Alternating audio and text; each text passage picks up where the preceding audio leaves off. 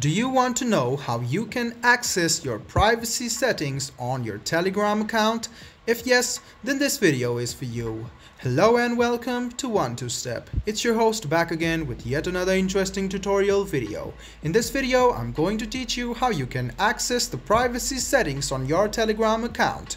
Let's start the video now. Go ahead and open Telegram on your phone, click on your menu which you can see on the top left hand side and go to settings. You can see privacy and security, click on it, scroll a bit down and you can see privacy. You can restrict which users are allowed to add you to groups and channels. You can see there are options like phone number, last seen and online, profile photos, forwarded messages, calls, voice messages, date of birth, bio and invites. This is your privacy setting, guys, and you can click on who can see your settings or who can see your info. So you can choose it to nobody if you want to stay anonymous. So go ahead and go to nobody and you can click nobody for all of the settings, click apply, and there you go. This is how you access your privacy settings on your Telegram account. I hope this video was helpful for you. If you still have any kind of confusion, please do mention us on the comment section down below.